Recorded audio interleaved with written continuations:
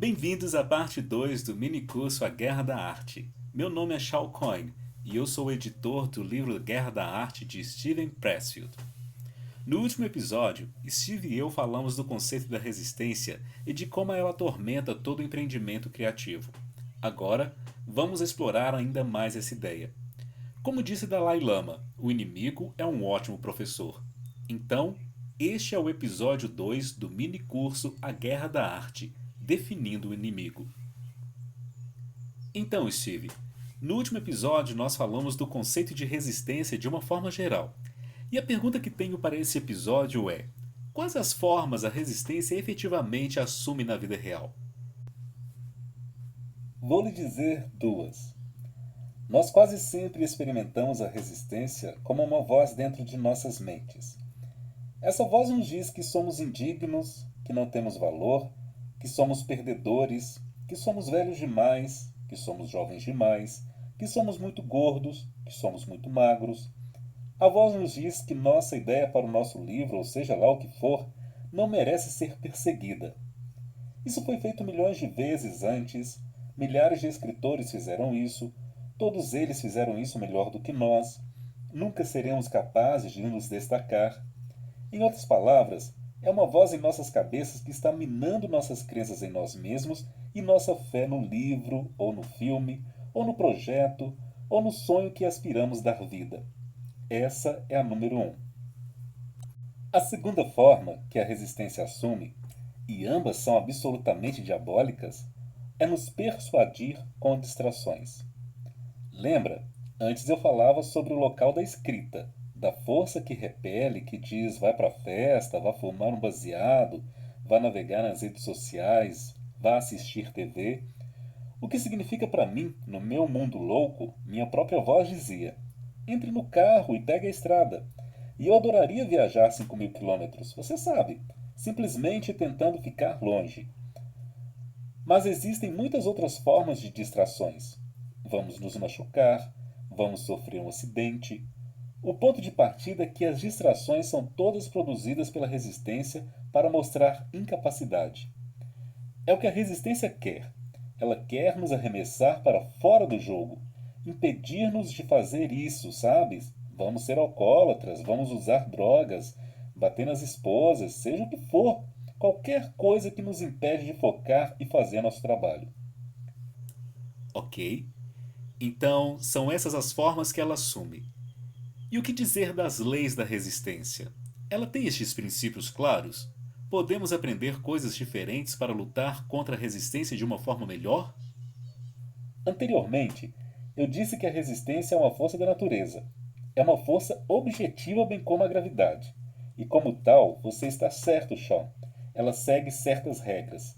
Eu vou lhe dar 3 delas bem agora. Essas são apenas leis da resistência. A primeira é: quanto mais importante for o projeto para a evolução, uma evolução saudável para a sua alma, mais resistência irá sentir para começar. Vamos dizer sobre o romance que você tem em mente. Quanto mais importante esse romance for para você se realizar e evoluir como ser humano, mais resistência irá sentir quanto a isso.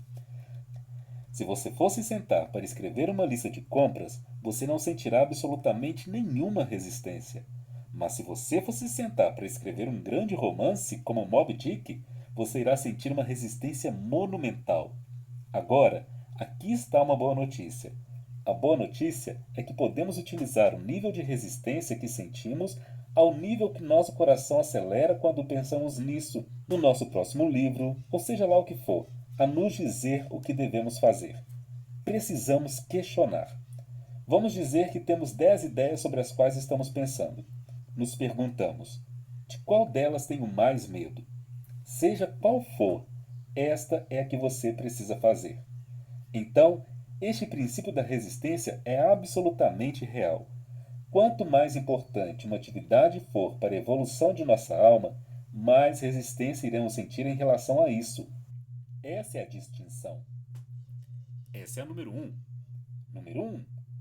O segundo princípio da resistência é que a resistência aparece em momentos previsíveis no andamento de qualquer projeto no qual estamos trabalhando. Vamos dizer assim: Digamos que temos um roteiro, um romance, um novo negócio, seja o que for, algum grande projeto que estamos loucos para fazer. A resistência irá, e eu irei citar apenas alguns exemplos, existem muitos outros. A resistência irá aparecer primeiro, bem no início absoluto, antes que tenhamos começado. Será aquela voz em nossa cabeça que eu já descrevi? O restaurante que você quer abrir é uma péssima ideia. Quem irá até ele comer essa porcaria de comida? De qualquer forma, quem diz que você sabe cozinhar? Você é um perdedor, você não tem valor.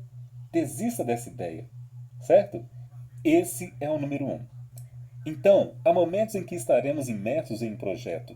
Vamos dizer que seja um romance e em um ímpeto de inspiração escrevemos algo em torno das primeiras 50 páginas. Então, a resistência vai nos acertar exatamente nesse ponto. É como se estivéssemos em um navio e estamos apenas um pouco longe da vista da praia e de repente paralisamos de medo, olhamos de volta para trás e, oh meu Deus, o que aconteceu? Onde está a terra? Onde estamos? Por que começamos a fazer isso? Nós nunca deveríamos ter feito isso. É um erro terrível e assim por diante. Existem certos pontos previsíveis em todos os projetos. O famoso, você sabe, Second Act Blues, algo como o apagão para continuar escrevendo, torna-se um drama sobre a falta de inspiração para a escrita. Este é um ponto previsível da resistência. Agora, podemos ir para o final. E antes de encerrarmos, tem um outro. Mas deixe-me dar um exemplo aqui de como nós podemos usar isso de forma positiva. Se pensar na corrida de maratonas, tem um conceito que é hitting the wall, chegar no limite do corpo. Quer dizer, isso é algo em torno de 35 quilômetros? Bem previsível, concorda? Porque o que acontece, e eu imagino, é o suprimento de glicogênio do corpo se esgotando após 35 quilômetros, seja por qual for a razão, e o corpo precisa alternar e começar a queimar gordura. Então, o que acontece se você estiver correndo, você está na maratona de Boston ou qualquer outra, repentinamente tudo chega no limite da sua energia e você sente que está a ponto de um colapso. Mas, novamente, é um ponto previsível da resistência. Se sabemos disso com antecedência, quando chegamos no limite do corpo, enquanto você sente essa dor terrível em seu corpo começando a congelá-lo, você diz a si mesmo: "Oh, eu sei o que está acontecendo. Eu cheguei no limite. Eu acredito que as minhas reservas de glicogênio estão esgotadas." E então você pode se recuperar disso e continuar. Quanto mais sabemos sobre a resistência, melhor podemos combatê-la. Quanto mais entendermos seus princípios e regras. Então, em todo momento você sente o impulso de entrar no carro e dirigir até Nova York, sabe? É resistência, certo? Então você não entrará novamente no carro. Exatamente isso. Na verdade, eu tenho uma regra de ouro que é, em caso de dúvida, é a resistência. Em outras palavras, se eu pensar, nossa, talvez seja uma ótima ideia me encontrar novamente no meu carro e dirigir por Nova York agora mesmo, me dou várias justificativas e pergunto, isso é a resistência ou é a realidade? Bem, isso é a resistência 99,9%. Aqui está o terceiro princípio da resistência. Resistência sempre aparece em segundo lugar. O que eu quero dizer com isso? Vamos imaginar um prado. E de repente esse prado está ensolarado e temos nele uma árvore, temos um lindo orvalho no meio do prado. No instante em que essa árvore aparece, a sua sombra vai aparecer também. A árvore é o nosso sonho, a sombra é a resistência. Mas a sombra nunca aparece a menos que exista uma árvore. Então, se estamos soterrados de medo, autossabotagem, o desejo de procrastinar, de distrair a nós mesmos, etc., qualquer sintoma de resistência em relação ao projeto, novamente, esta é a boa notícia. A boa notícia é que este projeto que tanto nos assusta é de vital importância para a evolução de nossa alma e precisamos fazê-lo. Então, estamos em alguma coisa. Em outras palavras, encontramos o pote de ouro.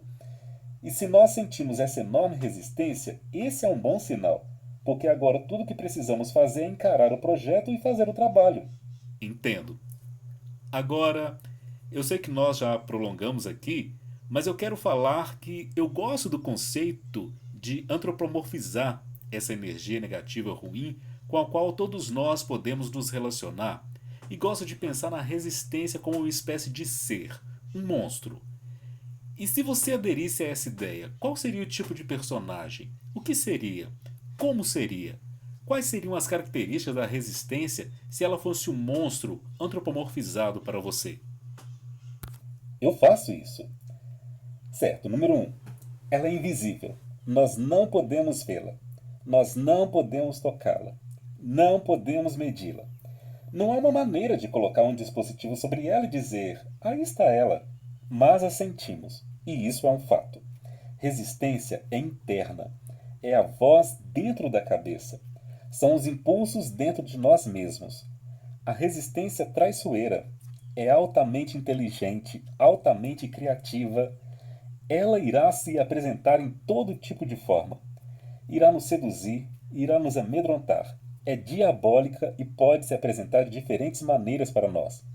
Outro aspecto dela, ela é implacável. A resistência não só existe para nos impedir de fazer nosso trabalho, ela quer nos matar. O que quero dizer? Quando se olha para pessoas que estão se afundando no abuso de drogas, na embriaguez, na violência doméstica ou em qualquer vício ou em qualquer crime que as pessoas inventam, na maioria das vezes você consegue ligar isso com o fato de que não estão voltados para os seus sonhos. Eles não sabiam ou não tinham as ferramentas para isso.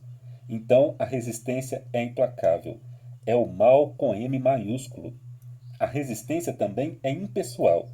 Parece quando ouvimos essa voz em nossa cabeça que diz você é um perdedor, você não tem valor, e isso nos parece bem específico, entende? Você é católico, você é judeu, você é negro, ou seja lá o que for, certo?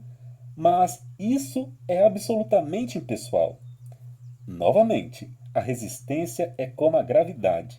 Ela não sabe quem você é, ela não se importa, ela só quer destruir você. Isso é tudo que existe para ela. A resistência também é, e isso é um dos princípios que mencionei anteriormente, é infalível no sentido de que opera sempre de acordo com os princípios dela. Então, quando você sente uma enorme resistência para um projeto, este é um sinal infalível de que este projeto é super importante para você. E o último ponto que quero trazer é, acredito que já disse isso antes, a resistência é universal. Então todo mundo a tem.